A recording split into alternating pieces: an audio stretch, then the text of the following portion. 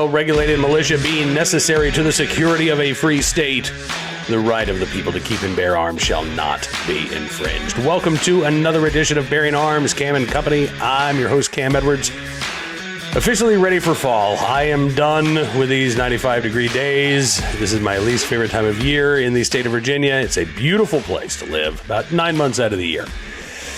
Summer months, not so much.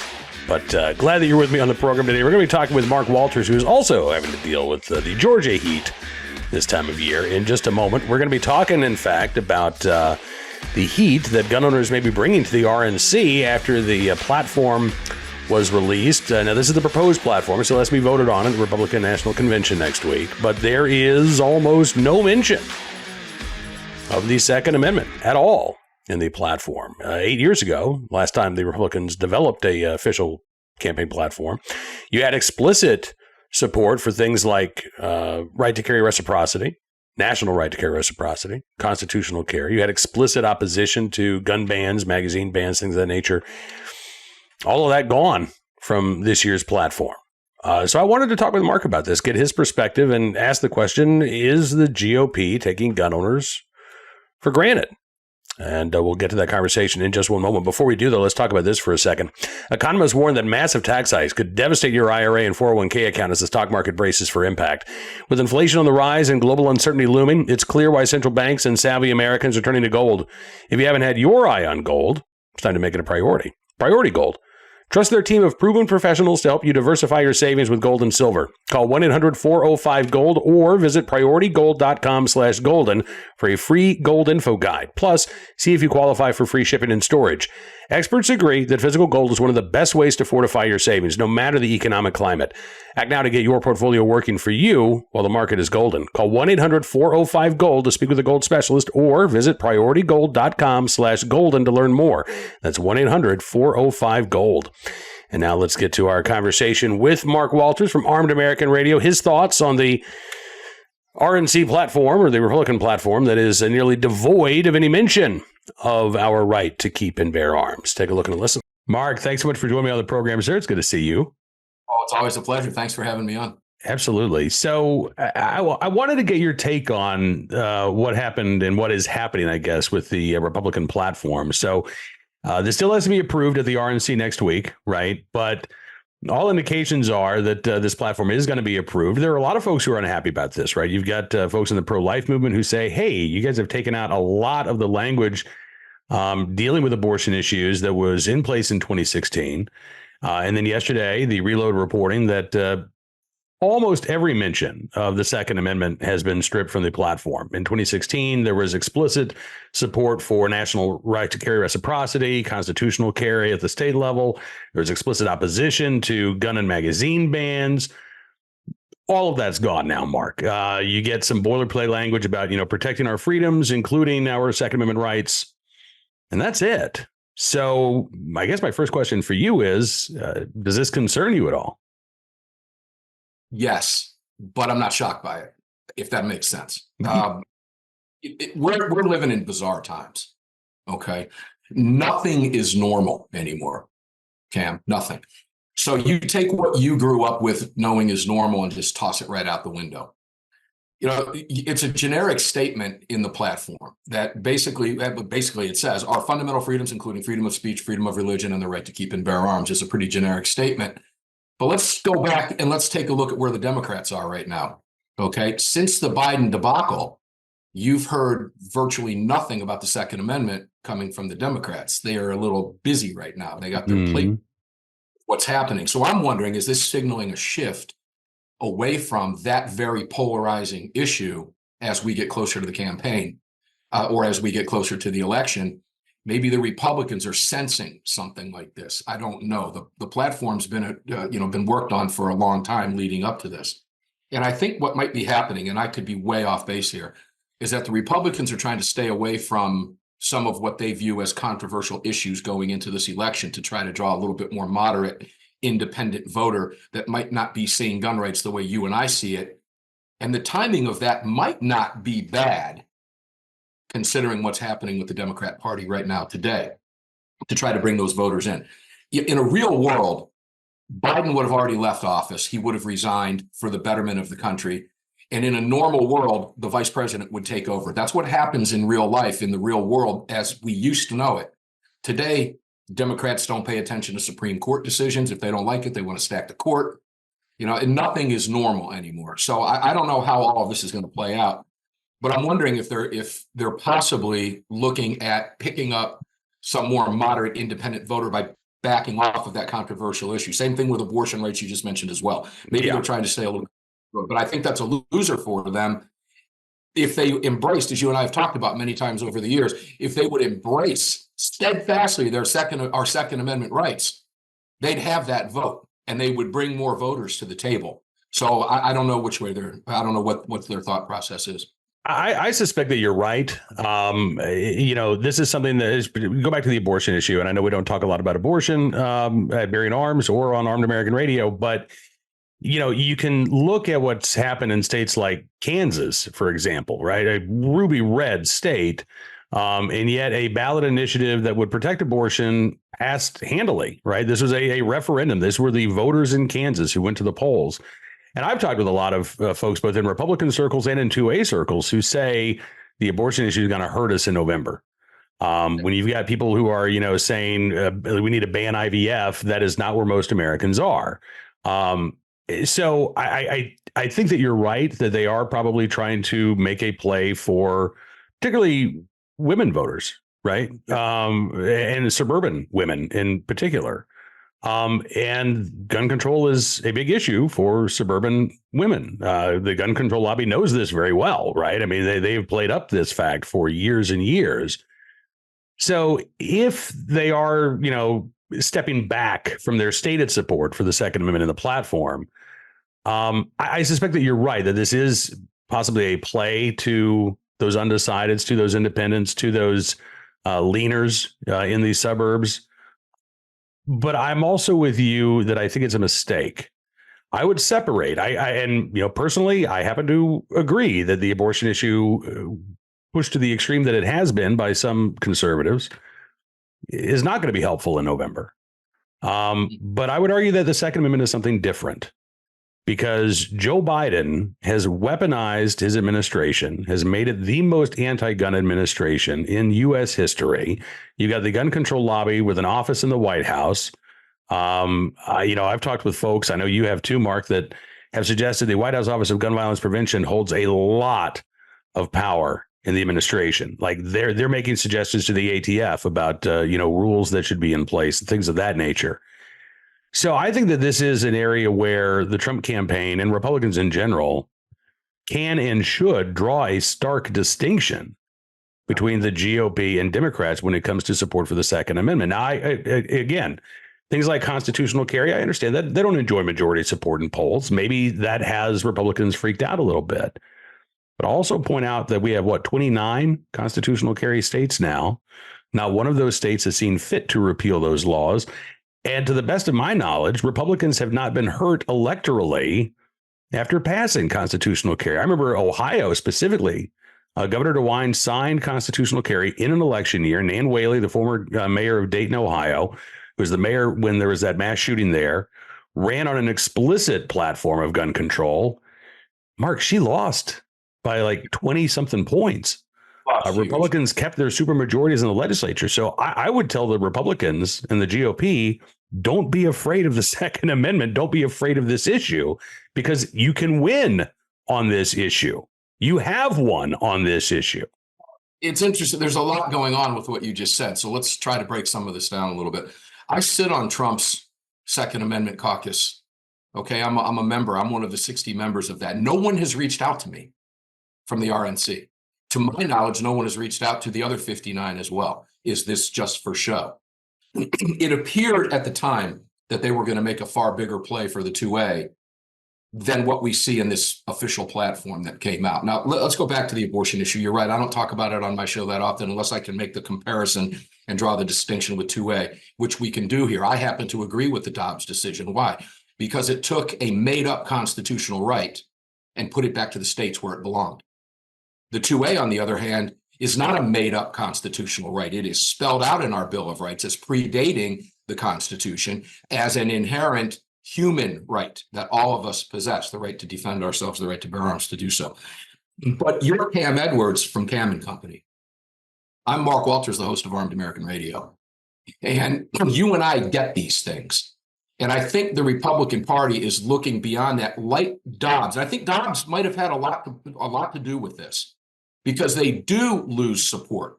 Now, the politics of guns and gun control, you and I despise the politics of it, but we cannot refuse to accept the situation from a political standpoint.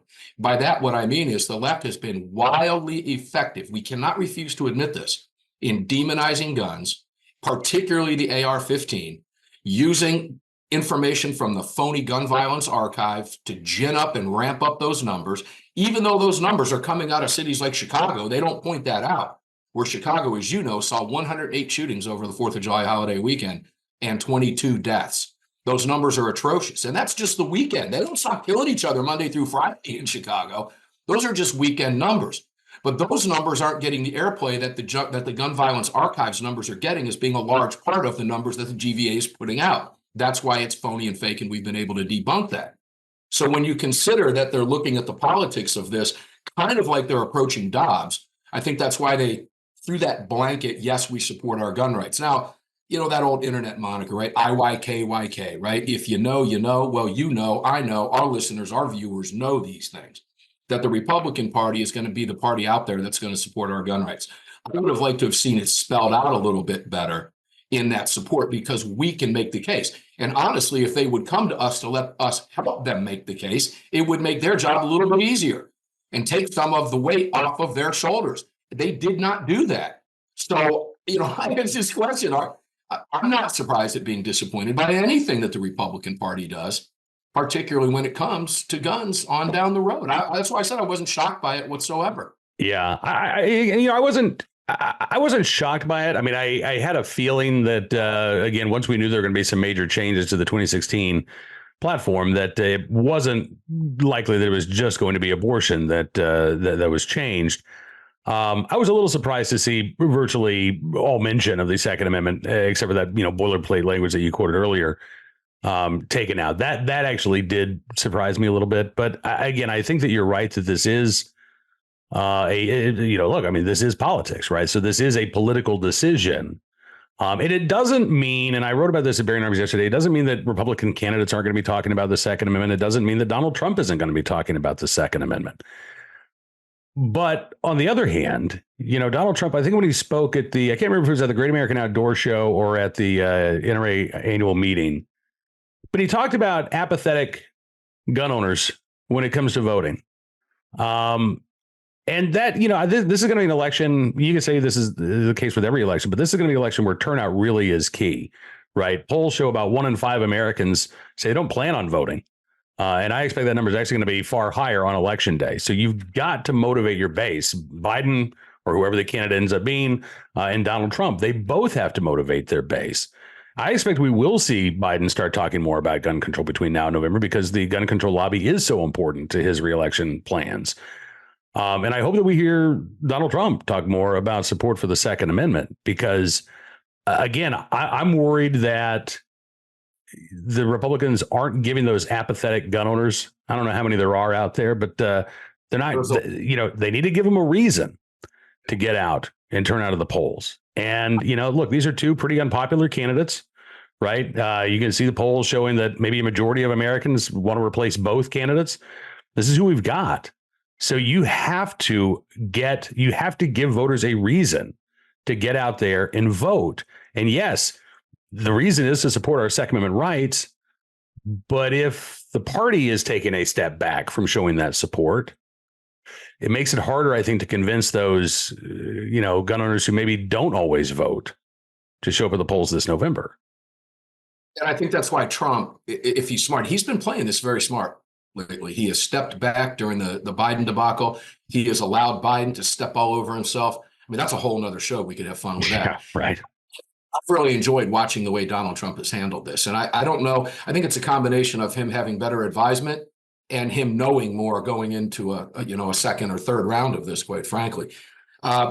You talk about apathy with gun owners. All you've got to do is look at individual states, right? We can point to Washington State's a great example. Washington State, another one, California. Okay, but in particular, Washington State. Washington State's got a lot of gun owners in it. Minnesota's another one, got a lot of gun owners in it, right? But they don't come out to vote when it matters. And I think the Republican Party has taken gun owners for granted. They know gun owners are going to vote conservative because a lot of us are single issue voters. I'm a single issue voter. I think what they're seeing is trends that it might not be just a single issue voter, hence what they're looking at with the abortion. That's why we can make that comparison from a political standpoint to Dobbs and why they did with Dobbs what they did. Excuse me, I'm catching some of my son's cold. But by doing so, by stepping back from that a little bit, I think it points directly to that moderate voter. Let's take the heat and the smoke off of the gun control issue. And let's let the administration rile up gun owners and get them out to vote. We've shown our support in this statement for the Second Amendment. They have not. Let them go out there, continue bashing gun owners, continue. And look, let's face facts. Let me jump here real quick as this thought pops to mind. The ATF has taken a lot of hits in courts lately. Mm-hmm. And then the Chevron case, of course, being overturned. You know, the ATF does not wield the weaponized power that you mentioned, this weaponized government, that it did 3 weeks ago, let alone 3 years ago. Okay. So all of this makes for a really interesting topic of conversation. I find it interesting that when I Google, and this can be a gutsy move when you go on live radio with no preparation, but I like to do that from time to time. I'll show up on air live and Google 2 words, gun control. And I use Google specifically because I want to see what that leftist outfit is going to feed me. I can promise you, normally I've got more material in front of me by Googling those 2 words than I could ever put in a 2, 3, or 4 hour show. Over the last week or so, stories are dating back to 14 days. It has not been.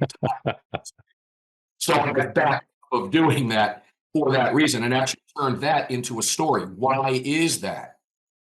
Why is it not front and center? And does that have anything to do lately with the RNC's decision? Because over the last month, let's face it, the administration has somewhat backed down on the gun control debate. Does that signal that they're doing what campaigns have historically done from the left over many, many campaigns and many years, shifting away and taking a more moderate approach as they get closer to the election? I don't really see any signs of that from Biden. And Biden's not tweeting anything. His handlers are, we know that. Biden, he's in bed when those tweets go out. But is it a signal that they are doing that? It's not a signal of that to me. They have continued to double and triple down, as you pointed out. They've just slowed up on it lately. Could some of that have to do with the smacks upside the head from the Constitution that the ATF has been given lately? It hasn't worked out to their advantage as of late. Now, let's face it, if those court decisions were more in favor of ATF, I suspect you'd be seeing a lot more gun control, anti-gun tweets coming from the administration as we get closer to the campaign, but it hasn't worked out to their advantage. So what I think the overarching deal here is that it's going to rely on, we're going to be forced, because of this statement, this generic statement in the RNC, we are, as we've always been, sadly, we're going to have to rely on groups like the Second Amendment Foundation, like the GOA. Now the NRA seems to be getting back in the mix. That's good to see. Get the NRA in there and the states' rights organizations that are going to have to be the ones driving this. And it's all going to boil down to this. That's what it's going to boil down to. And does the Republican Party have our back? Look, from a political standpoint, they've always been the party that has supported gun rights. Have they supported it to the extent that you and I would like? Absolutely not. But we know one thing, the Democrats never will. So that's where gun rights have a home right now, is in the Republican Party. And I think that statement they felt showed they don't support gun rights. We do. We really don't have to get into the details of this. And again, it's all personal opinion. I could be way off track on that. Yeah. I've been doing this a long time, and I think I see some signaling there. I could be way off base. No, I mean, listen, this is speculation on both of our parts, but I suspect that you're right. And that is the motivation behind it. Again, how successful that strategy will be, I don't know. Are you going to turn off more people than you attract? I don't know. But, we're not the decision makers. We don't sit in the RNC. And I guess we will see what happens in the future. As you say, the Biden administration itself is giving gun owners plenty of reasons to head to the polls in November, regardless of what the Republican platform does or does not say. Mark Walters with Armed American Radio. As always, my friend, thank you so much for coming on the show today. Thanks for having me on, Cam. Always appreciate it. Thanks much. My thanks to Mark for joining us on the program, and we look forward to having him back again very soon. All right, before we get to today's armed citizen story, our good deed of the day, and our recidivist report, let's talk about this for a moment. At the very heart of our democracy lies a principle that we hold sacred: free speech. It's the cornerstone that supports every freedom we cherish. Yet in today's digital age, discussions about our wealth, our rights, and our future are being silenced and overshadowed in mainstream narratives, leaving many folks feeling voiceless in conversations that are crucial to our financial independence and security. This is where Wealth Protection Research steps in, armed with a mission that's never been more critical. Wealth Protection Research is not a financial advisory firm. They're defenders of free speech, committed to giving a voice to the silenced. Now, they tirelessly seek out financial experts, the voices that challenge prevailing narratives, especially as we navigate the uncertainties of the 2024 election. Wealth Protection Research has created a 2024 election wealth protection report that highlights the 3 best ideas for protecting and growing your money heading into the 2024 election. It contains ideas the mainstream media won't touch, and listeners can get it completely free. Just text IDEAS to 76626 to claim your free copy. If you believe in the sanctity of free speech and the importance of financial freedom, then act now. Text IDEAS to 76626 to claim your free copy of this 2024 election protection report. It's time to widen the scope of what we're told, to hear the ideas the establishment doesn't think you can handle, and to take control of our financial destinies. Text IDEAS to 76626 to claim your free copy. All right, so turning now to today's recidivist report, I wrote about the shooting in Florence, Kentucky at Bearing Arms on Tuesday. 4 people were killed, 3 others injured at a birthday party. The suspect in this case, a convicted felon who had originally been accused of raping a 13-year-old, but who took a plea deal and ended up on probation. And when he violated his probation, he got 30 days in jail as opposed to the entirety of his sentence imposed on him. As you can imagine, a lot of folks are wondering what the hell happened to put this guy back on the streets.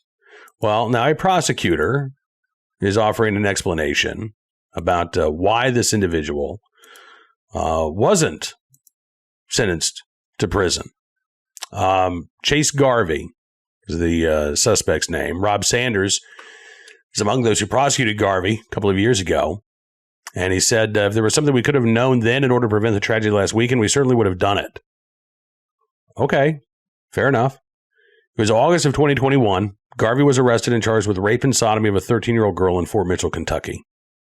Prosecutor says that Garvey was 17 when he met the victim over social media, had no criminal history before the 2021 arrest. Sanders said, I could say now I would do the same thing. I certainly wouldn't, because now I know what kind of monster Chase Garvey turned into. And he says the case did not go to trial because the victim's mom did not want her daughter to have to testify. He says she made it clear she didn't think it was in her daughter's best interest to have a public trial involving her testimony, so the decision was made to resolve the case as an unlawful transaction with a minor, second degree, which is still a felony and still eligible for prison. So we still don't understand, or we don't have an explanation as to why Garvey received this probationary sentence. He got 5 years probation. And again, the stipulation was if you didn't keep your nose clean, Mr. Garvey, you're going to go to prison. Well, he didn't. Sanders says he violated probation one time for a traffic infraction in Boone County, caught doing donuts with a 13-year-old boy in his car, by the way. Sanders says his office tried to put Garvey behind bars, said we sought to revoke his sentence. The judge, instead of revoking the entire sentence, ordered him to serve 30 days in the county jail. But here's another issue. Sanders says that even if Garvey had been convicted on the original charges of rape and sodomy of a 13-year-old, he would have been eligible for parole after serving just 20% of his sentence, which means that he could have been out of prison anyway, even if he had been sentenced and convicted and sent to prison for raping and sodomizing a 13-year-old girl. So in this particular case, I do have some questions about the judge. Fox 19 in Kentucky reached out to the judge as well. She said she won't be commenting on the case at this time, which is a shame. But I got to tell you, I think lawmakers in Kentucky really need to go back and revisit the sentencing guidelines in the state.